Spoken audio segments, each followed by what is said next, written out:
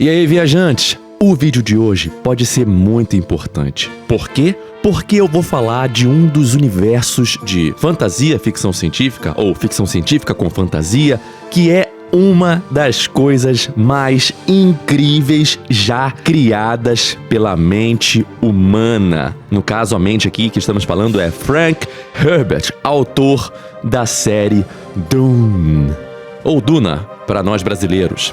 E eu vou explicar pra vocês o porquê eu odiei o primeiro filme de Duna e como eu me tornei um dos maiores fãs que eu conheço. E quem sabe você possa se identificar com isso, porque você talvez seja um hater do primeiro filme de Duna e tenha achado uma porcaria, ou lento demais, ou com uma direção esquisita, ou muito contemplativo, piriri, pororó. Ou você tenha sido isso no passado e hoje também é um grande fã desse universo que é maravilhoso. Vamos lá.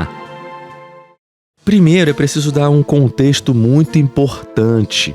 Eu fui uma criança dos anos 90. Uma criança dos anos 90 e um adolescente pré-adulto, vida adulta, dos anos 2000 ali, na década de 2000. Então, o que eu posso dizer pra vocês é que Duna não adentrou a cultura pop do brasileiro. Duna não teve um bom apelo ao jovem, ao adolescente brasileiro. Eu digo isso porque eu sempre estive muito ligado a todos os temas nerds desde muito novo. Eu comecei com meus 6, 7, 8 aninhos. Eu descobri que eu era nerd quando eu fiquei com hiperfoco em dinossauros. Ah, mas toda criança tem hiperfoco em dinossauros. Não, eu tinha hiperfoco em dinossauros, de comprar as revistas, de pegar todos os nomes, gravar, saber qual era o tamanho de cada um. Eu tinha um super trunfo, existia um brinquedo de cartas chamado super trunfo. Eu tinha um super trunfo de dinossauro que eu sabia tudo aquilo ali. Eu sabia o que era um Compsognathus. Que criança de 7 anos sabe o que é um Compsognathus? Então eu descobri que eu era nerd com dinossauros, né? Muito por culpa de Steven Spielberg e Jurassic Park. Então é importante citar todo esse contexto de que Duna não adentrou a cultura pop brasileira em todo esse tempo. Muito diferente é lá fora. Por alguma razão, não sei se é cultural em questão de literatura, ou se o filme antigo, ou as séries, ou os games fizeram muito mais sucesso lá, mas o camarada que tem 30, 35, 40 anos hoje, ele tem muitas memórias afetivas com Duna, esse pessoal da gringa, né? Mas aqui no Brasil isso nunca aconteceu. Então, quando eu fui assistir Duna pela primeira vez, o primeiro filme, eu fui seco, virgem, cego, vendado como Paul Atreides no segundo livro. Oh, spoiler, parei. Eu fui sem saber nada, o que, de certa forma, seria ótimo, né? Não foi. Por quê? E aqui entra uma crítica real que até hoje eu tenho do primeiro filme. 2 dos elementos mais importantes, na verdade 3 elementos, 3 dos elementos mais importantes do universo de Duna, que são as coisas que eu achei mais legal quando eu fui adentrar e descobrir melhor, são a Jihad Butleriana, que é a guerra às máquinas que aconteceu milênios no passado, os Mentat, que são aquelas pessoas, indivíduos que têm a habilidade mental de transformar o seu cérebro em um computador humano para questões exatas, né, questões matemáticas, e as Bene Gesserit, que, se tratando de um universo feudalístico, essa palavra existe, feudalístico como é o de Duna, né, império, monarquia, as Bene Gesserit são praticamente super heroínas, elas têm superpoderes ou super vilãs, depende do seu ponto de vista, em que elas funcionam como se fosse o clero, né? Elas são a religião, elas representam a parte metafísica das crenças da galáxia, não é de um planeta, não é de uma civilização, é da galáxia. Mas elas não são apenas isso, elas são uma força mental, física, sobrenatural. Alguns vão dizer que é com base na ciência, que é porque é um sci-fi, mas fica muito perto ali da fantasia o que as Bene Gesserit fazem. Então, esses são os 3 elementos mais, a minha opinião, tá? Mais legais de Duna: a Jihad Butleriana, os Mentat e as Bene Gesserit. E aí, o Denis, o brabo, Denis Villeneuve, ele não trabalhou isso tão bem nos filmes. Nem no primeiro filme, nem no segundo. Apesar de que o segundo é muito melhor do que o primeiro, tanto pra quem já é fã quanto pra quem ainda tá tentando querer gostar desse universo, nem no segundo filme eu achei satisfatória a forma como ele abordou os Mentat e as Bene Gesserit, né? E a Jihad Lutheriana é jogado de lado, assim, eu acho um baita de um vacilo, porque é preciso esse background, é preciso você entender por que aquele universo é tão único e tão esquisito, né? Um futuro absurdo, longe pra caramba, 50 mil anos no futuro, 40 mil anos no futuro, um futuro absurdo de longe, e mesmo assim as pessoas não têm computadores, as pessoas não têm robôs, não têm inteligências artificiais. Por que isso tá acontecendo? Então, isso tudo você entenderia se houvesse uma introdução sobre a Jihad Lutheriana. Então, vamos para um resuminho rápido do que é Jihad Lutheriana, do que é Bene Gesserit, do que é Mentat. Vamos fazer um resuminho de 60 segundos em que eu vou explicar para quem ainda não entendeu. Vai! Imagine o Exterminador do Futuro, só que a humanidade ganha e decide cancelar o ChatGPT pra sempre. Essa foi a Jihad Lutheriana, uma guerra santa intergaláctica onde a regra de ouro virou: não farás uma máquina à semelhança da mente humana. Mas sem computador, como você calcula a rota espacial ou organiza a economia da galáxia? Simples, você upa o cérebro humano. E aí o universo se dividiu em duas grandes faculdades. De um lado, a galera das exatas, os Mentat. Eles são calculadoras de carne, planilhas de Excel com pernas. Eles processam dados e probabilidades absurdas, bebendo um suquinho bizarro que mancha a boca deles. De outro lado, o auge absoluto das humanas, as Bene Gesserit, uma irmandade de freiras bruxas focadas em política, religião e genética. O trabalho delas é fofocar em escala intergaláctica, manipular linhagens de sangue por milênios e plantar profecias falsas em planetas para dominar geral. Resumindo, as máquinas foram para o lixo, foram proibidas, os Mentats viraram o hardware e as Bene Gesserit viraram o software social. E Duna virou esse caos glorioso, político e 100% analógico. Pois bem, já que tá todo mundo introduzido, a gente pode... Lá ele. Já que eu introduzi todo mundo, a gente pode falar um pouco do filme 1, Dune, Part 1, de Denis Villeneuve. Primeiro, a primeira coisa que você repara nesse filme é: o elenco não tem um normal. Não tem um normal nesse elenco. É só fera, é só os brabos. É só gente de altíssimo nível. Na época do filme, no ano do filme, o Timothée Chalamet e a Zendaya até passava batido nesse elenco. Até a Rebecca Ferguson, que eu acho um absurdo também, né? Como atriz, como tudo, mulher maravilhosa, linda, também passava um pouco batido. Mas quando você olhava pro Javier Bardem, o Oscar Isaac, o Josh Brolin e o Stellan Skarsgård no mesmo elenco, tu falava: mano, peraí, como é que eles arrumaram um orçamento pra galera dos efeitos especiais, pra galera que fez a fotografia, pro câmera? Como é que quem pagou o diretor? Porque só esses caras já são o ápice já eram o ápice do top da interpretação e do know-how dentro de Hollywood, né? Prêmios e mais prêmios e... Assim, depois você parecia que era o pessoal pra chamar a galera mais nova, né? Que é o Timothée, a Zendaya, o Jason Momoa e o Dave Bautista, né? Jason Momoa e o Dave Bautista fazendo um extremo sucesso entre os jovens e as jovens héteros, e na Zendaya ali pra chamar os jovens não héteros pra assistir esse filme. E aí, você olhava pra esse elenco e já pensava: mano, pelo amor de Deus, se der errado, vai ser a maior quantidade de nota de dólar jogada no fogo, no lixo. Desde aquela cena do Coringa lá em Cavaleiro das Trevas, que ele taca fogo no dinheiro. E, mano, olha aí que elenco é esse. Mas aí quando você ia pesquisar o currículo do Denis Villeneuve, que, por exemplo, era uma coisa inédita pra mim, eu sou obrigado a dizer. Nunca tinha assistido nenhum filme do Denis Villeneuve antes. Todas as obras cinematográficas desse bendito diretor, desse abençoado desse nobre senhor são excelentes. O cara coloca muito carinho, muito cuidado e muita originalidade no que ele faz. Mas um dos grandes problemas do marketing desse filme, principalmente quando eu fui procurar o trailer pra dar uma, né? A gente sempre procura o trailer pra dar uma olhada no que se trata e tal, porque é um universo que eu não conhecia. E o trailer vendeu o filme como... Assim, quem conhece o diretor pegou e falou, esse trailer é mentiroso, não vai ser nada disso o filme. E realmente não foi. Mas quem assiste o trailer fala, marvelizaram Duna. Cheio de estrelinha, não sei o que, briga pra cá, explosão pra lá, nananã. Marvelizaram Duna, estão querendo farmar bilheteria entre os jovens dinâmicos, os millennials e geração Z, que assistiram Marvel durante 10 anos, né, de 2009 até 2019 ali. Estão querendo pegar, mas o filme não é nada disso. E quando eu fui assistir o filme, eu fui assistir com essa mentalidade. Falei, vai ser um filme, uma adaptação de uma história de ficção científica, grandiosa, épica, que vai ter ali sua ação, que vai ter seu humor, que vai ter... Não teve nada. Não tinha nada de Marvel. A minha mente também, o meu gosto era muito diferente nesse período do que hoje, por exemplo. Mas não tinha nada de marvelização nesse filme, nada.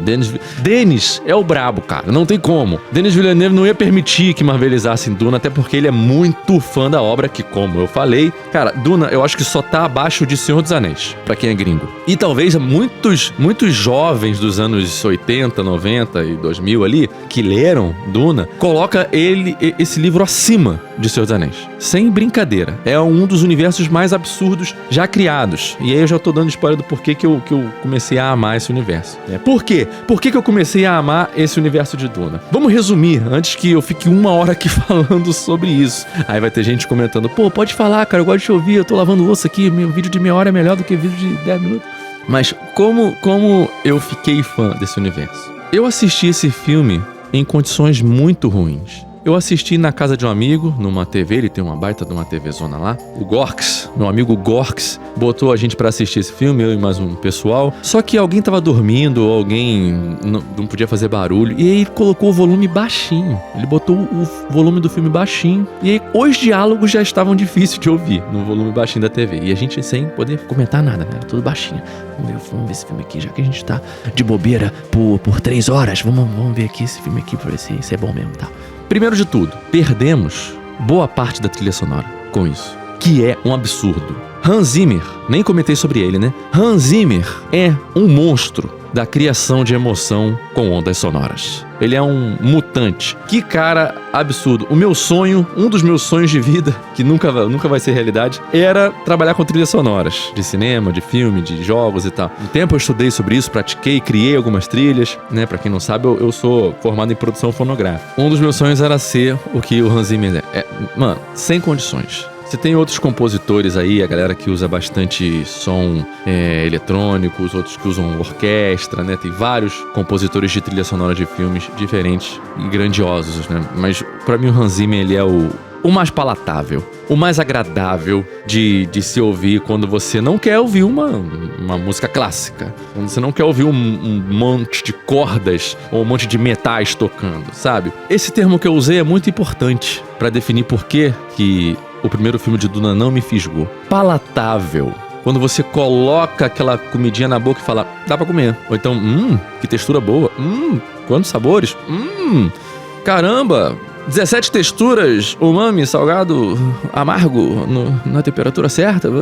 Isso é o palatável da coisa. E esse filme, pra quem foi enganado pelo trailer, pra quem vinha de uma geração que consumiu Marvel pra caramba no cinema, esse filme não foi palatável. Porque o negócio é você ir com a intenção de pegar uma obra que ela é mais contemplativa. É uma obra que você conta histórias nos cortes de mais de 20, 30 segundos em que tem um camarada olhando um horizonte. Tem um personagem lá, pode ser o protagonista, pode ser um aleatório, pode ser um personagem que você não sabe. Aí no fundo tem um horizonte. E aí toca a trilha do Hans Zimmer. Aí vai a câmera girando devagarzinho aquele horizonte. 1, 2, 3. Aí passa 15 segundos e fala, não podia ter cortado antes? Não podia, seu animal. Por quê? Porque é a questão do storytelling do diretor ensinando, explicando aquilo. Né? Apesar de que tinha algumas cenas que eu acho que podia ter cortado sim. Não precisava ter 10, 12, 15 segundos de corte. Podia ser 5, 6, que já ia passar a ideia. Mas quando você entende isso, quando você entende que o storytelling do Denis Villeneuve, ele vai usar isso pra te contar uma história sem diálogo, sem nada, como por exemplo no corte onde eles estão saindo de Caladan, do planeta Caladan, e indo pro planeta Duna, né, que é Arrakis. Quando você tem aqueles cortes ali, que aparece o personagem principal, o Paul Atreides, aparece o mar, aparece a nave, aparece tudo. Você tem toda uma história sendo contada ali, né, naqueles cortes. E aí eu não entendi isso. Não entendi isso, somando-se ao fato de que as coisas que eu mais gostei depois que eu fui pesquisar por fora não tinham sido explicadas bem. Jihad Buteriana, os Mentat e as Bene Gesserit. Ok, assistimos o filme. Uma das coisas que mais me incomodou nesse filme, me incomodou muito, o final, a luta final, a decisão de terminar o filme naquele momento ali da luta de espadas e tal. Depois eu entendi por que ele fez aquilo, que ele queria fazer uma rima com o segundo filme, que o segundo filme também termina com uma luta de facas, né, e tal. Mas aquele final não precisava ter sido ali. Podia ter sido um pouquinho antes, podia ter sido no meio da treta entre os Harkonnen e os Atreides, a casa Harkonnen e a casa Atreides, que acontece ali um pouquinho antes do final. E o final podia ser eles no deserto, encontrando os Fremen e ficando em aberto, sem treta, sem briga, assim. Lá o Javier Bardem, a Zendaya, tudo mais, encontrava com eles no deserto, assim, depois, e acabava o filme com essa expectativa. E agora? Eles vão se unir aos Fremen, os Fremen vão tratar eles como escravos, o que vai acontecer e tal.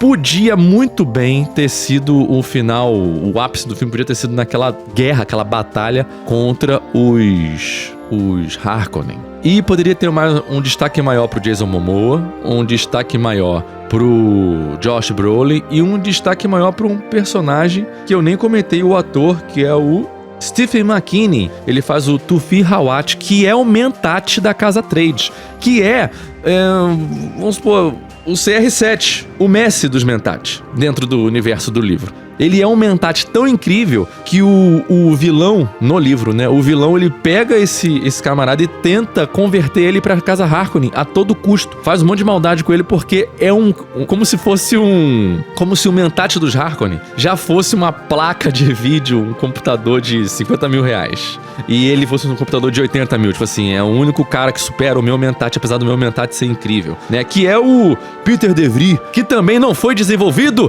Denis Villeneuve, seu maldito. Que ódio que eu tenho de você. Peter De Vries, o ator dele é o David Dastmalchian. Como é que fala esse nome? Não sei. Ele foi o Mr. Tree no live action de One Piece e vai fazer o Bison no live action de Street Fighter. E ele é um ótimo ator, esse camarada. Eu gosto dele. Ele é muito bom. Ele entrega bem. E aí, não foi desenvolvido. Por quê? O Peter De Vries é o Heinrich Himmler, enquanto que o Barão Harkonnen é o Hitler. Né? Não sei nem se podia falar esse nome, mas agora eu já falei antes. Não vou editar isso não. O Peter De Vries é muito mais cruel do que o vilão. Ele é muito mais maldoso, ele é muito mais maquiavélico, muito mais maldito. E ele faz muitas maldades com o Mentat da casa dos Atreides, que é o Tufi Hawat. Isso no livro. No filme não tem nada disso. Por quê? Porque Denis Villeneuve não desenvolveu os Mentat e também não desenvolveu as Bene Gesserit bem. Mas pra finalizar esse vídeo, senão eu vou ficar aqui 1 hora falando, meu Deus. Pra finalizar esse vídeo, e aí? Pô, cara, já tô te ouvindo, já tem quase mais de 10 minutos, quase 15. Por que você virou fã depois de Duna? Por um personagenzinho que ainda vai demorar a aparecer. Quer dizer, ele vai aparecer no 3º filme. E quem vai fazer ele é o filho do Jason Momoa. Leto II, o Imperador Deus de Duna. Leto II é o que George Lucas tentou fazer em Star Wars, mas não conseguiu. Ele é o vilão de uma crueldade sem tamanho, de uma tirania, de uma filosofia profunda em ser mal, em fazer o mal, em ser um ditador, em tirar a liberdade de todos e tudo mais. Só que ele tem todo um objetivo nisso. e ele tem um arco de redenção, que na verdade é o arco de personagem dele inteiro. O arco de personagem dele inteiro é um arco de redenção, que eu nunca vi em história nenhuma. Eu já vi sendo copiado, né?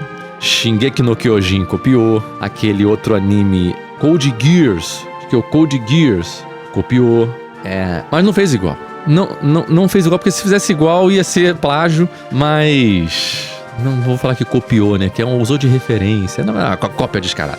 Só que não é apenas isso que me chamou a atenção na história dele. O que me chamou a atenção na história do Leto II, o Imperador Deus de Duna, é que ele é invencível. E ele fez uma loucura, um negócio que extrapola até os limites da fantasia. Nem pode se dizer mais que é sci-fi, né? Ele sacrificou seu corpo, sacrificou sua mente para se tornar um verme da areia gigante. E aí ele governa a galáxia inteira com mão de ferro por milhares de anos. Enfim, eu não vou falar muito dele nesse vídeo não, talvez num próximo vídeo eu fale. Mas o que me chamou a atenção pra esse universo foi esse personagem. E eu fiquei me questionando como que um universo que começa, parece um Game of Thrones da galáxia, que tem um personagemzinho que vê o futuro de vez em quando, que tem umas bruxas freiras que vão lá e tem os poderzinhos da voz e elas também lutam pra caramba, conseguem manipular as pessoas e tem um computador humano. Como é que um universo que é tão, né, que é tão mais simples, surgiu um personagem que